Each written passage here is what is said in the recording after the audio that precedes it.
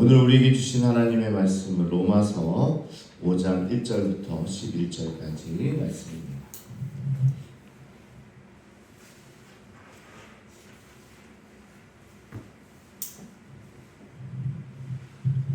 로마서 5장 1절부터 11절까지 말씀 한 목소리로 같이 공독하겠습니다. 시작. 그러므로 우리가 믿음으로 의롭다 하심을 받았으니 우리 주 예수 그리스도로 말미암아 하나님과 화평을 누리자. 또한 그로 말미암아 우리가 믿음으로 서 있는 이 은혜에 들어감을 얻었으며 하나님의 영광을 바라고 즐거워하느니라. 다만 이뿐 아니라 우리가 환난 중에도 즐거워하니 이는 환난은 인내를, 인내는 연단을, 연단은 소망을 이루는 줄 알미로다. 소망이 우리를 부끄럽게 하지 아니하는 우리에게 주신 성령으로 말미암아 하나님의 사랑이 우리 마음에 부음바 되리니 우리가 아직 연약할 때 기약대로 그리스도께서 경건하지 않은 자를 위하여 죽으셨도다. 의인을 위하여 죽는 자가 식지 않고 선인을 위하여 영광이 죽는 자가 혹 있거니와 우리가 아직 죄인 되었을 때에 그리스도께서 우리를 위하여 죽으심으로 하나님께서 우리에 대한 자기의 사랑을 확증하셨느니라. 그러면 이제 우리가 그의 피로 말미암아 의롭다 하심을 받았으니 더욱 그로 말미암아 진노하심에서 구원을 받을 것이니 곧 우리가 원수 되었을 때에 그의 아들의 죽으심으로 말미암아 하나님과 화목하게 되었은지 화목하게 된 자로서는 더욱 그의 살아나심으로 말미암아 구원을 받을 것이니라. 그뿐 아니라 이제 우리로 화목하게 하신 우리 주 예수 그리스도로 말미암아 하나님 안에서 또한 즐거워하느니라. 아멘. 사랑하는 성도 여러분 평안하십니까? 아멘.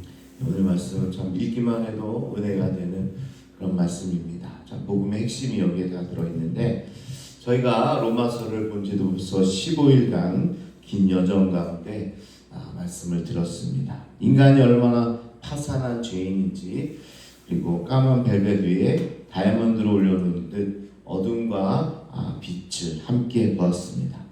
그러면서 그러나 이제는 이라는 대반전이 일어나게 됐고 아브라함과 다윗을 증인으로 세워서 이 구원이 100% 하나님의 은혜에 달려있다는 사실을 우리가 배우게 되었습니다. 3분의 1, 로마서의 3분의 1이 다 지나가고 있는데요. 이게 다 기초공사입니다. 기초공사. 우리가 복음을 들었을 때 이 복음이 뭐냐, 기초가 좀 튼튼해야 되잖아요. 자, 오늘부터는 그 기초 위에 건물을 세우기 시작하는 겁니다. 구원받은 사람이 실제로 어떤 변화가 일어나게 되는가. 자, 구원받았는데 예전의 삶과 똑같다면 문제가 있는 거죠. 내가 하나님의 자녀로 구원받았다면 그 뒤에 삶에는 어떤 변화가 시작되는가. 이게 이제 건물을 하나씩 하나씩 올리는 일이 되는 거죠.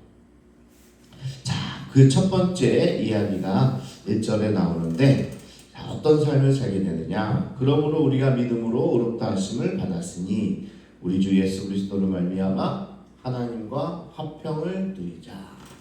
자, 복을 받아서 하나님의 자녀가 되면 첫 번째 뭐가 되냐?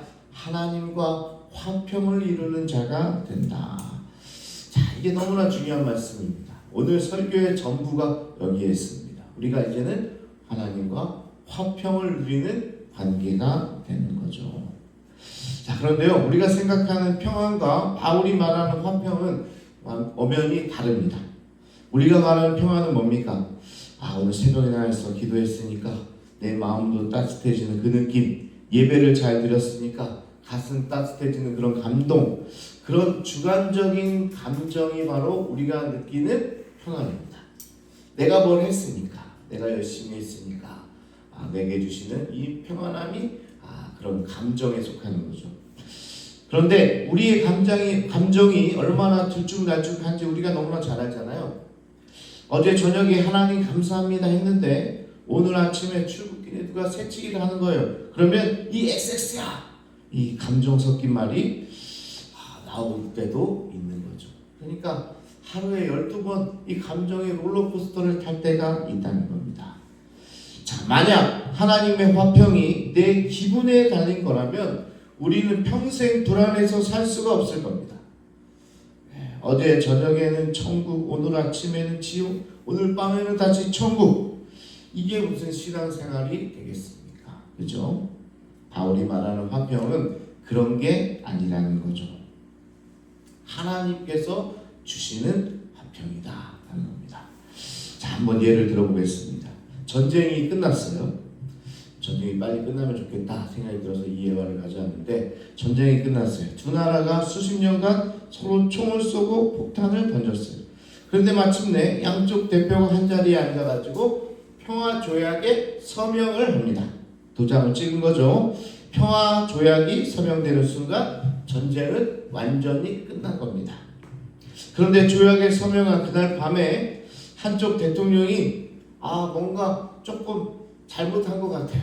기분이 안 좋아요. 잠도 안 오고 불안하고 그런 거예요. 자, 대통령 한 사람이 기분이 안 좋다고 해서 이 평화 조약을 했던 게 무효가 될 수 있습니까? 그러면 안 되는 거죠. 조약은 서명된 순간 효력이 발생하는 겁니다. 하나님과 우리의 사이의 화평이 바로 그런 거예요. 이게 조약 같은 거예요. 그러니까 내 감정이 오르락 내리락 하든, 어제 또 넘어졌든, 오늘 아침 짜증을 부렸든, 예수님이 십자가의 피로 서명하신 이 평화 조약의 효력은 절대로 취소될 수 없다. 자, 하나님과 화평을 누리게 되는데, 때로는 내 감정에 롤러코스터를 탈 때, 또 내가 죄를 지을 때마다 이 조약이 흐트러지고 깨지는 게 아니라 하나님께서 우리에게 은혜로 부어주신 조약은 영원히 변하지 않는다. 자, 하나님은 언제나 내 편이시기 때문에 내 기분과 상관없이, 내가 느끼는 것과 관계없이 십자가에서 확정된 객관적인 사실이 바로 이 평화의 조약이라는 사실입니다.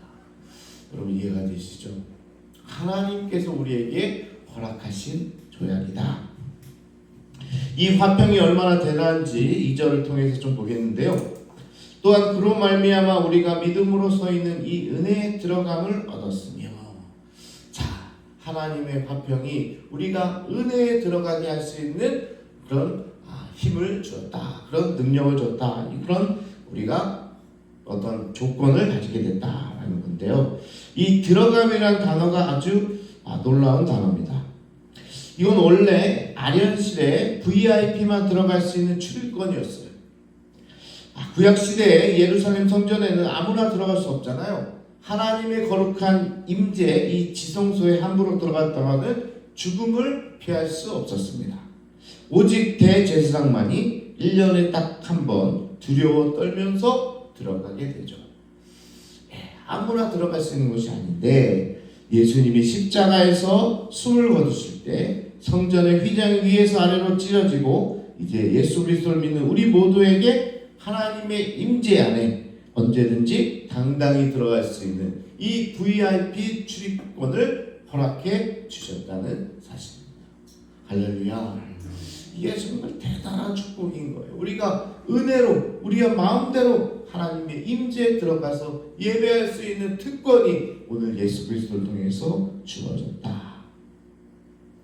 여러분, 지금도 내가 이래놓고 하나님 앞에 나가도 될까 생각하는 분이 계신다면, 오늘 영상 중에서도 보면서 내가 이런 죄를 져서 내가 하나님 앞에 볼 면목이 없다, 이런 마음이 드시는 분이 계신다면, 이 출입권은 내 자격으로 받는 게 아니라 예수님의 피로 받은 거니까요. 언제든지 내가 짜증을 내거나 내 감정에 휘말렸거나 내가 여러 가지 죄를 지었거나 우리가 VIP 신분으로 하나님 앞을 찾아갈 수 있다. 이 사실을 명심하기 바랍니다. 자, 화평이 있기에 또 한 가지 이제 놀라운 사실이 이제 생기는데요. 자, 다만 이뿐 아니라 우리가 환난 중에도 즐거워하나니. 그리고 우리가 항상 외우는 말씀이기도 하죠. 이는 환난은 인내를, 인내는 연단을, 연단은 소망을 이루는 줄 알미로다. 할렐루야. 자, 여기서 하나 오해하지 말아야 될 게 있는데요. 고통 자체가 즐겁다는 뜻은 아닙니다. 고통이 아프죠, 당연히. 환난이 힘들죠. 그런데 환난이 나를 무너뜨리는 게 아니라 환난이 어떻게 해요? 인내를 가져오게 되고, 인내가 연단되는 성품을 내가 지니게 되고, 그 성품이 결국 찬란한 소망으로 이끌어갈 것을 확신하기에 우리는 즐거워할 수 있는 겁니다. 그러니까요, 우리 성도들은 고난을 오히려 즐거워할 수 있는 겁니다. 야, 고난이 찾아왔어. 그럼 인내하게 되고, 인내가 연단을 부르고, 연단이 성품을 불러서 결국은 하나님을 찬양하는 그런 소망을 갖게 되니까 결국은 이게 바로 우리의 기쁨이 될 수 있는 거죠. 자, 왜 이런 확신이 가능했을까? 6절부터 10절까지 그 이유를 말해주고 있는데요. 세상에서 착하고 의로운 사람을 위해서 죽는 것도 기적에 가깝습니다. 그래서 몇 번 의인에 대한 이야기가 나오잖아요. 이 사람들이 보통 사람들을 구해주고 자기는 죽게 되는, 그것도 정말 대단한 일이죠. 그런데 오늘 예수님은 언제 우리를 위해서 죽으셨어요? 우리가 아무 죄를 짓지 않았을 때? 우리가 착했을 때? 그게 아니라 우리가 아직 죄인 되었을 때 그리스도께서 우리를 위하여 죽으심으로 하나님께서 우리에 대한 자기 사랑을 확증하셨느니라. 이게 다른 거예요. 세상에서도요, 대신 죽는 사람이 있어요. 그런 사람도 대단한 사람이죠. 남을 살리기 위해서 자신이 죽는 사람들 많아요. 예? 그런데 원수를 위해서 죽는 사람이 있을까? 예? 자기 아버지를 해한 사람을 위해서 대신 죽는 사람이 있을까? 그런데 우리 예수님은 우리가 아직 죄인 되었을 때 우리를 위해서 죽으심으로 하나님의 사랑을 확증했다라는 겁니다. 6절은 연약할 때, 8절은 죄인 되었을 때, 10절은 더 나가서 원수 되었을 때, 원수라고 이야기하고 있잖아요. 하나님께 주먹질하던 그 원수, 그때 예수님이 죽으신 겁니다. 10절에서 우리가 원수 되었을 때 그의 아들의 죽으심으로 말미암아 하나님과 화목하게 되었은즉 화목하게 된 자로서는 더욱 그의 살아나심으로 말미암아 구원을 받을 것입니다. 내가 원수 되었을 때도 아들의 생명을 내어주신, 그리고 나를 구원하신 예수님께서 우리를 하나님의 자녀로 돌봐주시겠다라는 겁니다. 연인도 아닌 원수를 위해 목숨을 바치실 분이 이제 내가 자녀가 됐는데 나를 돌보시지 않겠느냐, 나를 버리시겠느냐, 이게 지금 하나님이 하시는 말씀입니다. 오늘 이 바울이 이 복음이 왜 우리에게 정말 은혜가 되느냐라는 것은 오늘 이 복음의 어떤 핵심을 갖고 있기 때문에 그래요. 자, 우리가 죄인 되었어, 원수 되었을 때도 우리를 위해서 예수님께서 십자가를 지셨는데 이제 그 복음을 들고 하나님의 자녀가 됐는데 하물며 이 자녀된 자를 하나님께서 버리시겠느냐? 버리시겠어요? 절대 그렇지 않다라는 겁니다. 6.25 때 전쟁 실화를 전해드리는데요. 6.25 때 있잖아요. 아이들 고아가 많이 생겼잖아요. 그래서 월드비전이 한국전쟁 때 생긴 거 알고 계시죠? 컴패션도 지금 그 세계적으로 유명한 이 구호단체 컴패션도 이 한국의 고아들을 돌보다가 시작된 겁니다. 그러니까 한국 전쟁 때문에 이런 선교단체 그리고 NGO 단체들이 많이 생기게 된 거죠. 한 미군 병사가 전쟁 중에 그 한국인 고아 소년을 발견하게 됩니다. 부모를 잃고 굶주리고 맨발로 떠돌던 아이였습니다. 아무런 상관도 없죠, 이 군인에게 있어서는. 그런데 이 병사가 이 아이를 품에 안고 전쟁터를 뚫고 나와서 자기 월급을 쪼개어 먹이고 입히고 교육을 시킵니다. 이것도 대단하죠. 그런데 전쟁이 끝나자 미국으로 데려가서 자기 아들로 입양을 시킵니다. 그래서 한국 전쟁 이후에 많은 한국 사람들이 미국으로 입양하게 되는 실제적 역사죠. 이분도 그런 거예요. 그 아이가 자라면서 아버지에게 물어요. 아빠, 왜 저를 데려오셨어요? 저는 아빠와 아무 상관도 없는 아이였잖아요. 피부색도 다르고, 눈 색깔도 다르고, 눈동자도 다르고, 다 다른데 한국에 있는 나를 왜 데리고 오셨나요? 이렇게 물은 거죠. 네, 이 군인 아버지가 대답합니다. 상관이 있고 없고가 중요한 게 아니야. 네가 거기에 있었잖아. 그리고 내가 널 사랑했어. 그게 전부야. 그렇게 이야기하는, 어떤 이유가 있어서 그런 게 아니라 그곳에서 내가 너를 만났기 때문에, 내가 너를 사랑했기 때문에 내가 모든 걸 주고도 너를 데리고 온 거다. 이렇게 이야기했다는 거죠. 이게 오늘 이 로마서 5장에 나오는 말씀입니다. 우리가 뭔가 잘해가지고 하나님께서 예수님을 보내가지고 십자가에서 죽으심으로 구원받게 한 게 아니라 아무것도 아니 우리가 죄인 되었을 때 이렇게 이야기하잖아요. 우리가 원수 되었을 때 그렇게 이야기하잖아요. 정말 하나님과 멀어져 있고 하나님께 돌팔매질하고 하나님께 등을 돌리고 하나님께 욕을 하던 그런 백성들에게 하나님께서 우리를 너무나 사랑하셔서 자기 아들을 보내서 십자가에서 죽게 함으로 자기의 사랑을 확증하셨다는 거예요. 왜요? 이유가 없어요. 그냥 네가 거기에 있으니까, 내가 너를 사랑하니까 너를 살려줬다라는 게 바로 오늘 복음의 핵심이죠. 그러면서 하물며 중요한 겁니다. 그렇게 죄인된 자도 사랑해 주시는데 하물며 오늘 복음을 듣고 이제 하나님의 자녀가 된 백성을 내가 버리겠느냐? 그럴 수 없다. 이제 내가 돈 주고 다 해서 시간 들여서 미국에 입양까지 시켜서 딱 된 아들을 야 이제 됐어 넌 이제 나가, 이럴 수 없는 거잖아요. 자녀로 삼아줬는데 오늘 성경이 그렇게 이야기하는 겁니다. 그렇기 때문에 이 평화 조약은 서명되었고 효력은 영원할 거다. 깨지지 않을 거다. 하나님의 사랑이 있는 한 이것은 우리의 감정에 휘달리는 것이 아니라 하나님께서 정해놓은 평화 조약이기 때문에 결코 변치 않을 거다. 그래서 우리 1절에서 그랬잖아요. 우리 구주 예수 그리스도로 말미암아 하나님과 화평을 두시자. 사랑하는 여러분, 우리는 그런 하나님의 자녀가 된 겁니다. 그러니까 내 지금 삶의 어떤 환경 가운데 좌지우지 되는 게 아니라 내가 하나님과 화평을 누리는 자로 살아가면 되는 거예요. 그러니까 오히려 고난이 뭐라고 그랬어요? 우리의 기쁨의 소재가 된다고 그랬잖아요. 왜? 하나님과 내가 자녀로 관계로 이렇게 화평을 누리고 있는데 그깟 상황이 환경이 뭐이 중요하겠습니까? 그죠? 그것이 다 이어서 나중에는 소망을 이루는 하나의 기회가 될 줄로 믿습니다. 사랑하는 여러분, 오늘 우리의 신앙의 기초가 어디에 있습니까? 변덕스러운 내 감정의 모래위입니까? 아니면 십자가의 피로 서명하신 절대적인 이 화평의 반석 위에 있습니까? 오늘 하루 기분이 좀 우울하더라도 두려워하지 마십시오. 삶의 환난이 닥쳐오더라도 흔들리지 마십시오. 우리가 원수 됐을 때도 자기 아들을 보내주신 그분께서 여러분의 손을 오늘 붙들고 계심을 믿으시기 바랍니다. 우리 함께 기도하겠습니다.